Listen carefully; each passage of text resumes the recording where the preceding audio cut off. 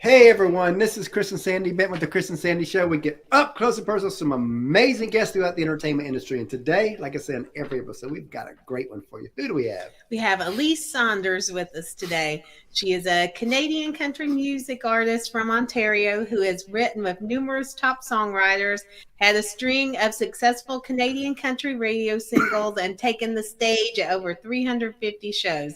Now, with her new EP, Free, Elyse is celebrating another shining moment in her prosperous musical career. And we're excited to have her on to talk about all that and more. So welcome to the show. Welcome. Well, thank you so much, Chris and Sandy, for having me. It's definitely our pleasure. Yes. You've done a lot, and it's been tough this last 18 months to do anything. So tell us about that. Tell us how COVID has affected you, and what have you done the last 18 months to kind of maneuver through it? Yeah, I had to completely change everything that I was doing as an artist. Before the pandemic, I was a touring artist, and that's where I was connecting with my fans. I was playing as many stages as I could. So when it happened, I had to really change my whole course, and I definitely spent a few weeks feeling sorry for myself, just like all the artists out there, where it's like, how do we maneuver in this new world? And then I thought, well, you know what? The best way is we have the platform, just keep us connected, and just putting out as much content as possible. And crazy enough and unexpectedly, I've had some amazing things come out of it. And I think that's just because people have wanted music maybe more than ever. And you know, we love that attitude about amazing things come out of it. Because like for us, we launched this show January of 2020. And we had no idea what was coming. And then COVID happens. And our original plan was maybe 100 interviews last year. And then as I watched everything get shut down, I told Sandy, you know, we're being a brand new show. This could be our silver lining. Yes. Because people that normally would be too busy for a new show are probably not too busy for a new show. And because of that, we reached out to everybody. And we ended up doing over 300 interviews last year. And we're almost 500 now. That's impressive. I was checking them all out, and I was like, yeah, you two have been keeping busy. And I love that you're focusing on all types of artists, and whether it's acting or behind the scenes people and that's or music. And that's amazing. That wasn't the plan. Yeah. The roots of the show is country music. Yes. But then last year, what had happened was around August was our biggest month. We did 44 interviews, and I would probably never do that again. That was too much. But we did it. And then September, a lot of people were starting to get gigs again in music. And I got so used to doing it. I was like, okay, how are we going to fill in these gaps? And I told Sandy, I was like, you know, I wonder if the acting world would take us in the way the music world has. Would be open to being on a show. And like the very first real acting guest that we had ended up being Ed Asner. Yeah. And it just, and because of who he is, it led to other ones who came on, led to other ones. And now it's a full-fledged entertainment show instead of just a country music show. So we you know, and we kind of owe COVID to that, because we would have never expanded if it weren't for that. That's true. Yeah, things have been able to happen a lot more organically, like you're saying, which is so cool.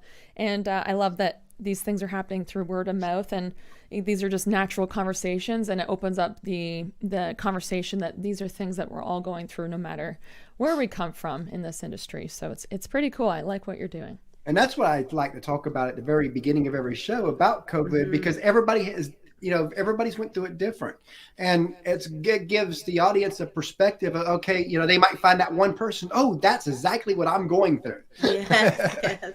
Yes, exactly. And interestingly enough, too, the music that I was creating before the pandemic, it's now being released in a pandemic, and wasn't planned, but it feels like the messages have been really perfect for this time, which is really interesting.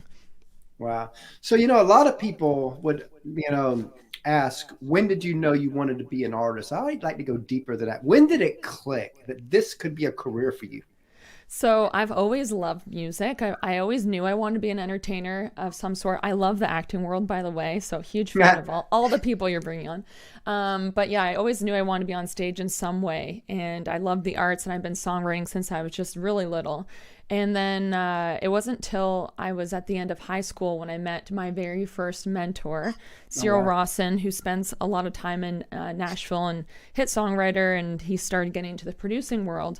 And then we started doing that and really finding my authentic voice, and then recorded my very first album in Nashville. And I just saw the whole scene, learned the ropes, was surrounding myself with all of the right people pretty quickly. And it was at that moment that I was like, okay, this could be a career. Like, I could actually do this. And at that point in my life, I was, getting to that stage where I had to figure out, am I going to go, to university to become a teacher or whatever? And at that point I was like, no, I'm doing music. This is what I'm doing. That's like Carrie Underwood. If you remember her story, she pretty much gave up on music, and then American Idol came through, and what was her mother, or it was her mother, said that she should go, and because she was going to journalism. To be journalism. Yeah, and she basically said, from what I understand, okay, this is last chance. If it don't happen here, I'm going full-fledged career. And the rest is it. Again, what if that didn't happen? We wouldn't have Carrie Underwood. Yeah, exactly. And I feel like we have those moments in our lives where it feels like we kind of get directed in a bit of a path. And the moment that I knew I could do it was, we did the whole recording. I knew that I was starting a career in this, but it was all brand new to me. I didn't know my next steps or anything at that point. And then there was ACM artist Deric Ruttan had came to town, and he was looking for an opener at my hometown at this music fest where there's like tens of thousands of people that show up. So he said I could open for him. And at that point, I had played for, I think, an audience of maybe 500 at most.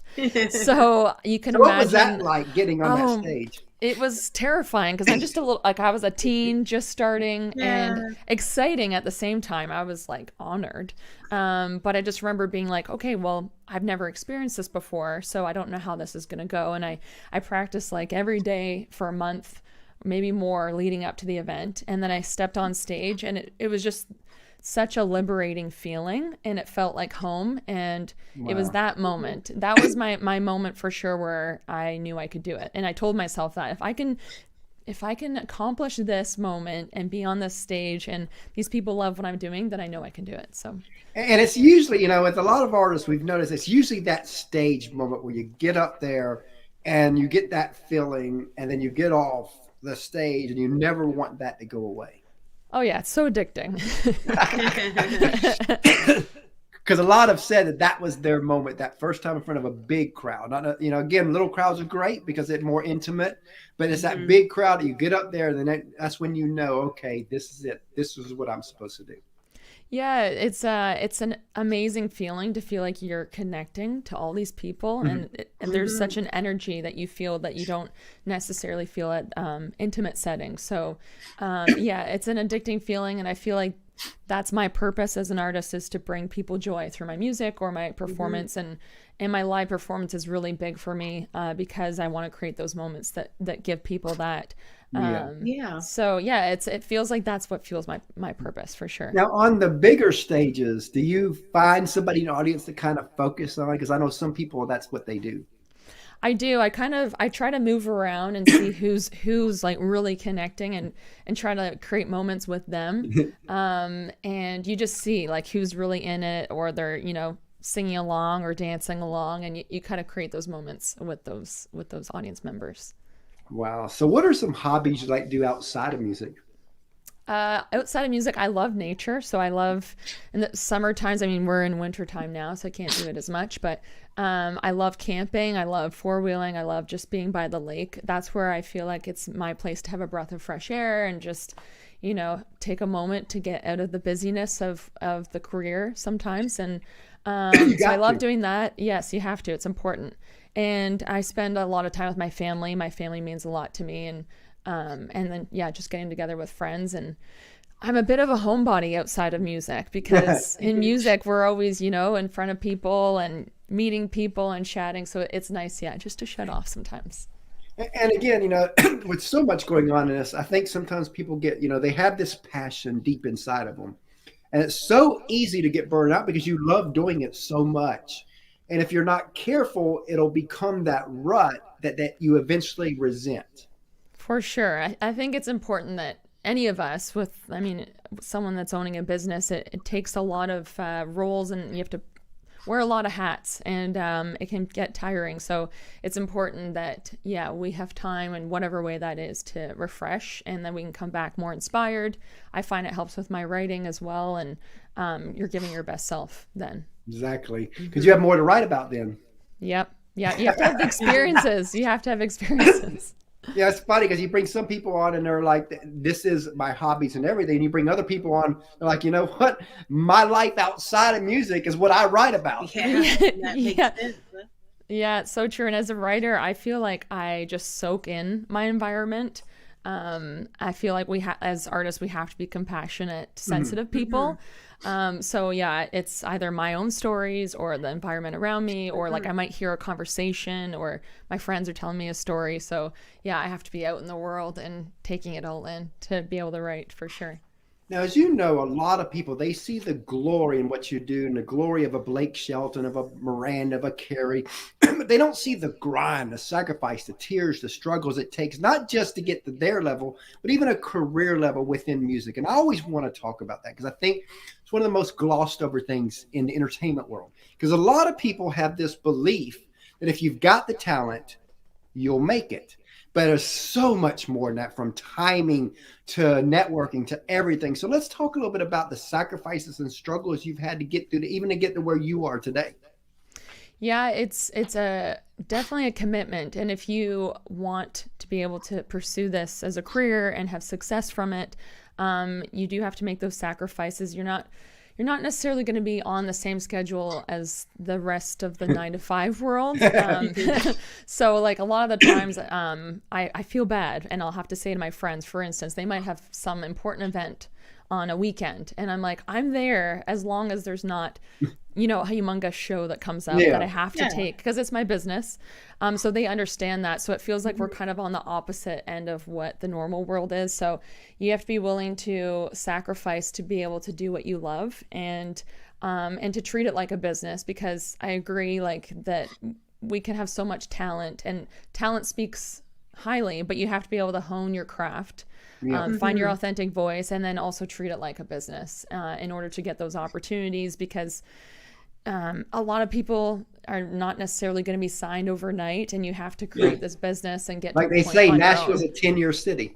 Yeah. Oh, it 100% is. 100%. And it's probably more than that now. Yeah.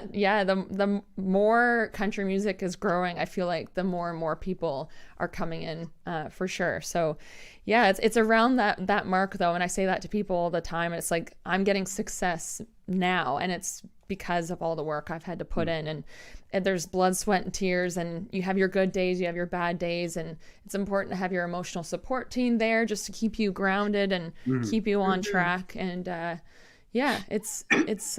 takes time. It takes time, but if you love it, it's worth it. I believe that's the same reason our show is getting the guests that we're getting on now. Because if we were just a weekly show or we did one interview a week, we would be at not even 100 interviews yet. With us being almost 500, people are saying, okay, they're serious. Because very few people can say, I know there's about 1 or 2 shows of people we know that's done more than us in 2 years, but very few have done 500 in 2 years. Yeah, well, and I think what you're doing is perfect for that, especially on the online world, because the more you're able to give, the more people are going to see it. And we know there's algorithms, and it's important to the algorithms that you keep giving them content. And like you say, it's important because the business will see that you're serious, and you can see that the people and the quality that you're getting on the show are believing in what you do. And that's because you're putting out quality. So that's the key. Yeah, we appreciate that.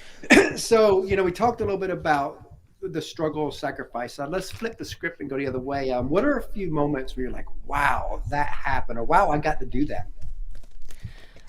I just need a little sip of water. 1 second. Oh, sure. Absolutely. So sorry, you said a few wow moments. A few wow moments. So I would say during the pandemic, one of the biggest things was releasing my song Free, and having over 500,000 streams on that was mind-blowing to me. Wow. And the most success I've had, and during a time which was really unknown, and I didn't know what was going to happen from it. And then from that, I had so many other firsts that I've been working so hard to hopefully be able to reach someday, and that was to be nominated for multi-awards, to play on award show stages, to hear people's stories and how they connect to my music. And just it keeps opening up all these different doors. It's a bit of a snowball effect, and they always say it's that one song that can make a huge difference, but it's all the work you put into it. And if that song hits, then there's a bit of a snowball. And it's a lot of songs that you put in that didn't do anything, and then all of a sudden that one comes. Exactly. So now, because that one did so well and I've had so much support with that one, now the music that I'm continuing to put out is connecting with all different audiences, and it's creating all these other opportunities. And I've had amazing support from Apple Music, which is, as an independent, is not easy to get onto. So it's all seems like a dream come true, and it's really nice because it feels like when you work for it, all these things that are happening, the payoff feels even bigger. Wow. And it's way more rewarding. Most definitely. We definitely understand that, because we're chasing the same dream you are, just a different platform. We want to be the Bobby Bones, the Kelly Clarkson show, and all that. Someday, so we're chasing that dream just like you are. Yep, and I believe you will. You'll get there too. We rising together. Exactly. And you always hear like the big country stars, the Hollywood stars, and all the different stars where they were kind of rising together, and then they chit chat later on, and you see that they become really good friends. It's really cool that when you see that happen, and we've got people like that we know too, and we're like, you know what, one day we'll all be chit chatting about all that. Remember when we began, and then when they began, and it'll be cool. Well, and it feels like when you start that way too, it's like you get to build this music family compared to if you were just signed at a young age, or you got something that happened so early when you're just starting, because you don't get to build those relationships the same way. Yeah, well, that's true. So you're going to perform a song for us, right? Yeah. So what's the first song? Yeah. Dave, my guitar player, is going to come join me. So welcome to the show, Dave. Hello, everybody. Yeah. Yes, welcome. We're in his home studio today. Oh, wow. So Cool. we're going to play, it was my previous winter single. And this one we were speaking about Nashville earlier, and I saw on one of your other podcasts that you two are looking at moving to Nashville, which I totally think you should. And I'm looking at it as well, just because it's where all of our peers are, like-minded people. So on one of these trips to Nashville, I normally do it as a road trip, and there was a group of songwriters, and one of the songwriters in the car's name is Daryl Scott from my hometown.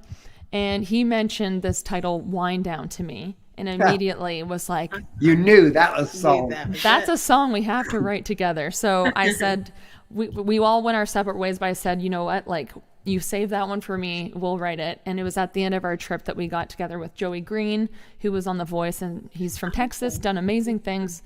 And it was just an instant chemistry between the three of us. The song feels like it wrote itself pretty quickly. And we really wanted to play on the words of winding down with a good glass of wine and just shutting off the noise, and two people being together and just being there together. And and I think the message of this has been really important, just because I know myself as I get attached to my phone, and it's important we shut off the noise and just be with the one we love. So this is Wind Down for the wine lovers out there. Awesome. Floor is yours. Yes.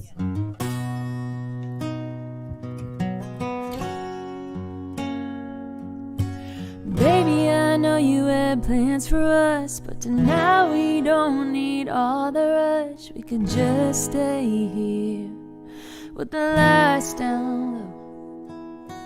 We've been working way too hard, spend too much time apart. Just need you close to me right now. Let's wind down, kisses California air right off my lips. Take some time, somehow, run your fingertips down to my hips. this town right now. Baby, I just wanna wind down.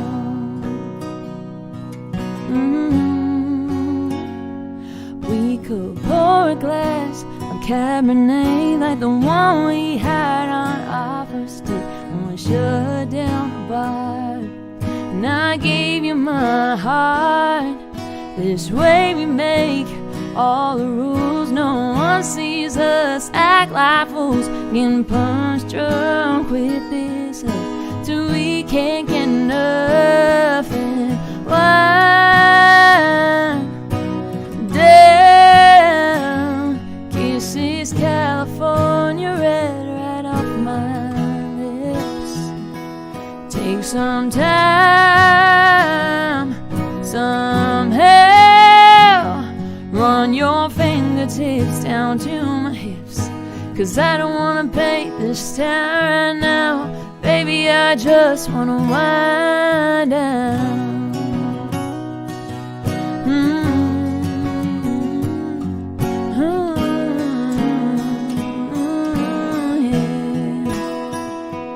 Like this wine, we get better with time. Baby, like this wine, we get better with time.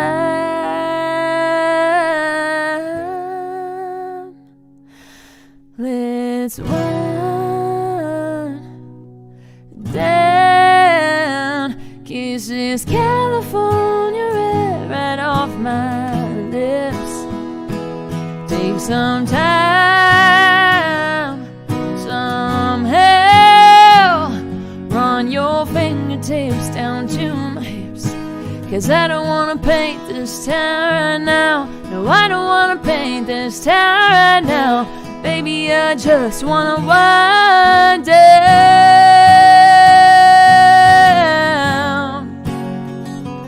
down.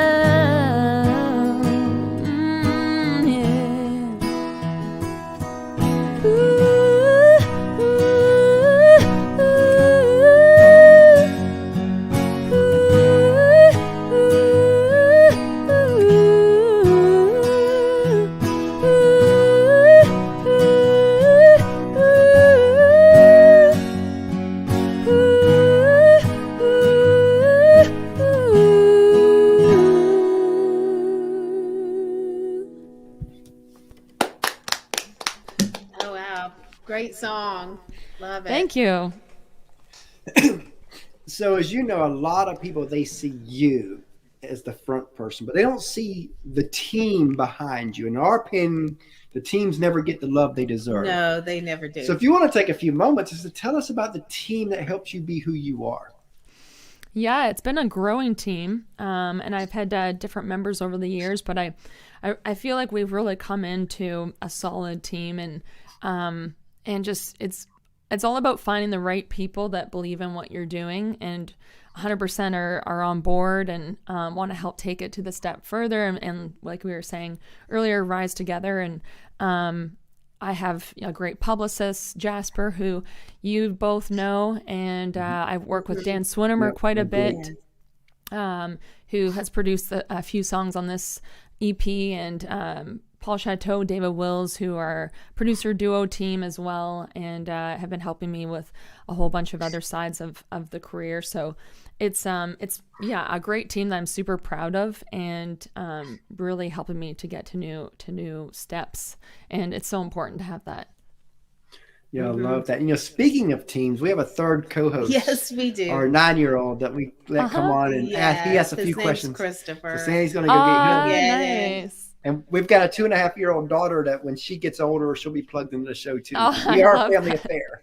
I love that so much. I was watching your interview with Brian from the Backstreet Boys earlier today too, and I love that he had his family on there too. That's nice. Yeah, I remember when we first got that one booked, they asked, would it be okay if they came out? Oh yeah, why not? We're a family show. We love that. In fact, when we reach out to people that have family, we always tell them, you can bring your wife on, you bring your husband on, because we, in fact, sometimes that becomes even more interesting.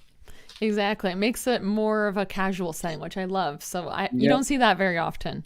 Hello, Christopher. Hi, Elyse. What's your favorite food?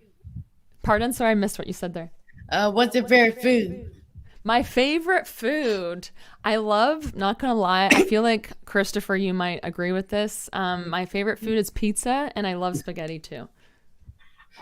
Because what's yours? Mine is pizza. There you go. I knew it. What's your favorite TV show? Favorite TV show. I'm a big Netflix and Amazon Prime person, so I'm like switching back and forth. There's what one am I watching? I can't remember what it's called now. It's a brand new one that just came out on Amazon Prime. It's something time. What is that called now? I can't think of what it's called. I'm gonna have to get back to you on that one. But it's a new one that I've just started. Oh wow! And what's yours? Mine is SpongeBob. Oh yeah, SpongeBob is awesome. Yes.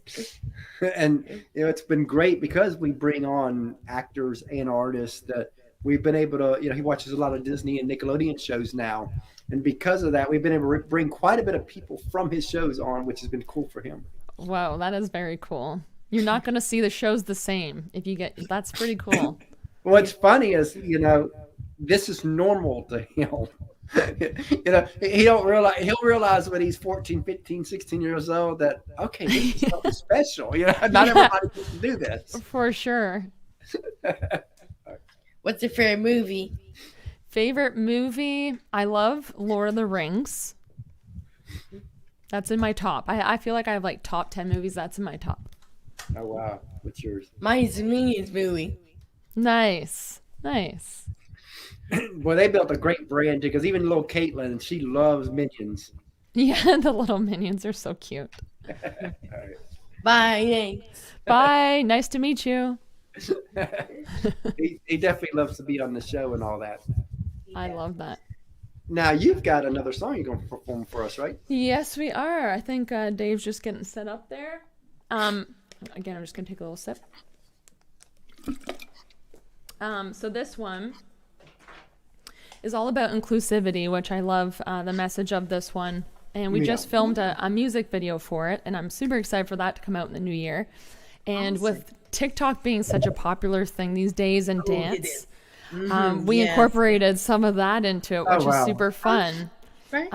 I used to dance in jazz and hip hop and tap when I was younger, and I haven't been able to show that side of me. So we did that in the video, and this one's just all about a party and having a drink with somebody and just not having any of those biases and just realizing we're all people. And back in my day, I was the MC Hammer Man. Yeah. Oh, you did those dances. The MC, that was a good dance. Vanilla Ice. And Running Man. Yeah, it's nice to see that these trending dances are coming back. It's cool. Yeah, I noticed it. Everything you see on TikTok, I'm like, all of this was done in our day. I was like, exactly. But yeah, this one is just about having that drink with somebody and not having the bias, and we're just all people and we all want the same things in life, and that's just to be happy. So this is Jeans, like Genes, jeans, like your mama and your daddy gave you.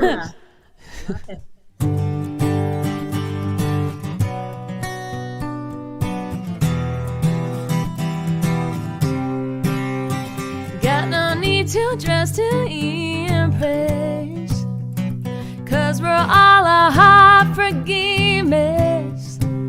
No matter where you're from or what you do, we're always good to share our drinks with you.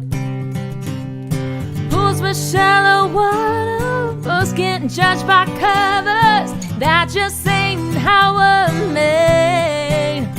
Oh, hey, baby, don't you change your thing. Round here we're all the same. Got the good times flowing through our veins. Don't love you for your moonshine, fine wine, Ford 150 or a Chevy Bob, Sunday best or ribs, and we are gonna love you for your jeans,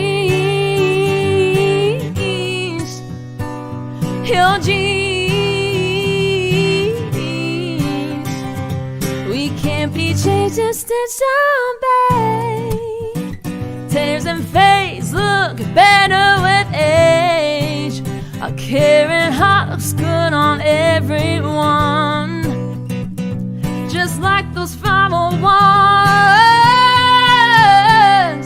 Hey, baby, don't you change a thing. Round here all the same. Got the good times flowing through our veins. Don't love you for your moonshine. Fine way for 150 or a Chevy vibe. Sunday best or ripped in a week. Gonna love you for your jeans. Yeah.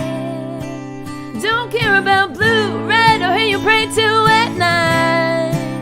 Don't matter who you are, we're together on this ride. Hey, don't change a thing, it's all the same. Got the good times flowing through our veins. Don't love you for your moonshine. Fine way for 150 or a Chevy vibe. Sunday best or ripped in a week. I'm gonna love you for your jeans. Your jeans. Gonna love you for. Gonna love you for. Gonna love you for.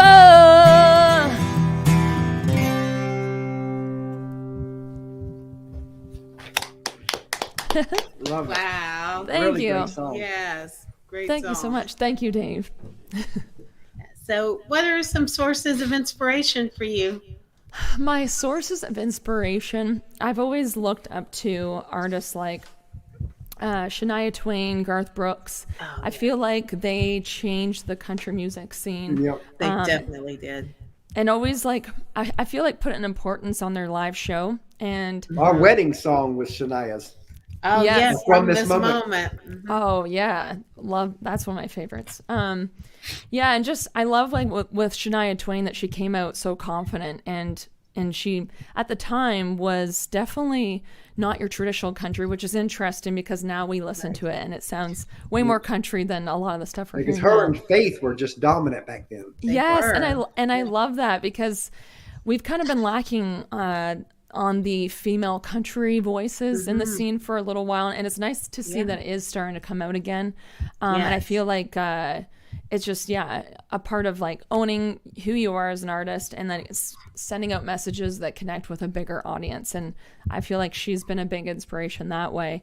And I just want to be able to create music that connects with a larger audience, and I feel like we've really been able to do that with this current stuff. Oh, yes. Tell us a little bit about your newest EP, Free, and some of the songs on there. Yeah, so it's called Free, based off the first title track that I released. And it's just all about, I guess, the messages of the entire album are about celebration, being who you are, and Being also free. being free. And that's messages to many people, but also to me as an artist. I feel like I'm at this point where I feel like I'm a little more free and liberated to share these different sides of me as an artist, and to not be afraid to be outside the box a little bit. Oh, love that. And what would you like for your legacy to be as an artist? What would you like to be known and remembered for? That's a great question. I've never been asked that question before. I would love to be known for just, being down to earth. And when people talk to me, they feel like I could be their next door neighbor, and that I'm a kind person. I think that's the biggest thing, is how you impact people, and how if they're going to remember you for not necessarily numbers or material things, but who you are as a person. Yes, absolutely. And if you could say anything to your fans and followers, what would you want to tell them? I'd want to say thank you so much for being on my journey. And it's because of you that I'm now having all these amazing opportunities. And thank you for listening and rooting for me and being there for the ride. Love that. So if you could co-write with any artist, dead or alive, who would it be? So one of my favorite songwriters in the scene right now that I would love to co-write with, and I feel like it could happen in the next year or two. You never know. Her name is Natalie Hemby. I saw her at Tin Pan South a couple of years ago, and she works with so many talented artists, and I think we would get along really, really well as songwriters. And then, of course, I have, my dream artists like Dolly Parton, Garth Brooks, and Shania Twain. Oh, that would be amazing.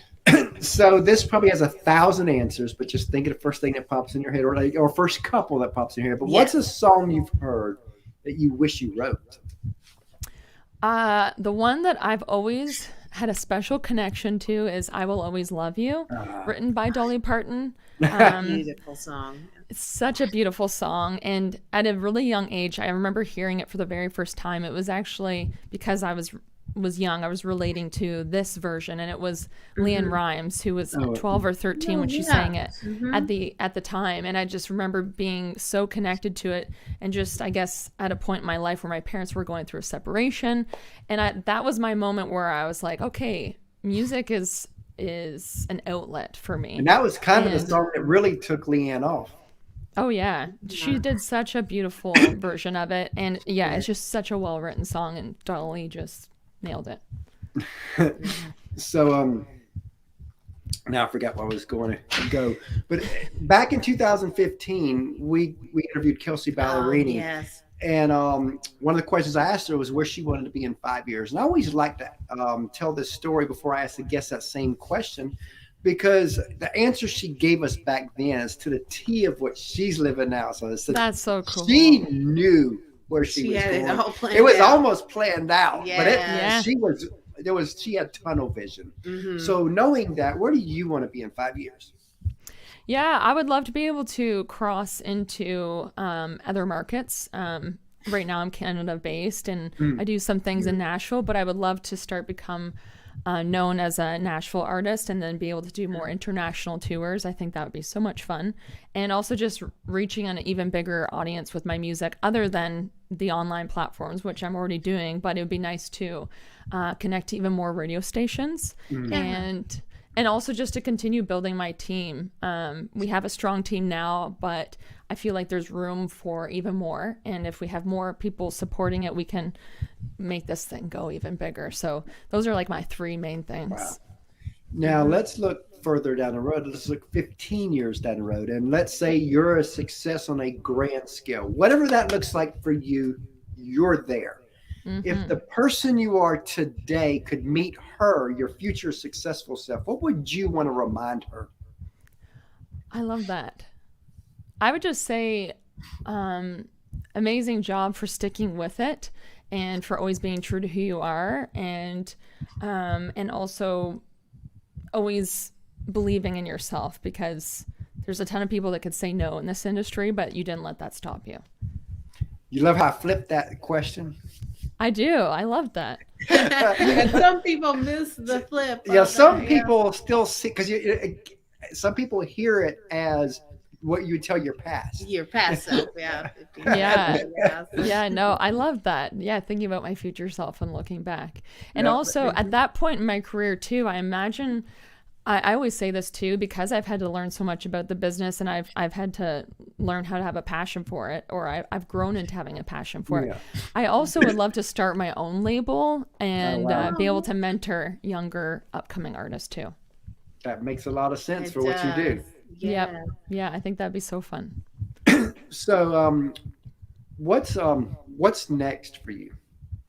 What is next? So my song that I played, Jeans, is coming out in the new year. We're going to take that to radio. We're already getting some amazing traction on it. So that's always a cool thing when you know that people are behind it before you go to radio. And then we'll have the music video come out. We'll also have a bunch of shows booked for the summertime. And I will be making another trip to Nashville to connect with friends there and do a bunch of songwriting, because I'm already looking at recording new music. And we're looking at building the team more. So over the next year, we should see that too. So what was Nashville like that very first time you stepped foot there?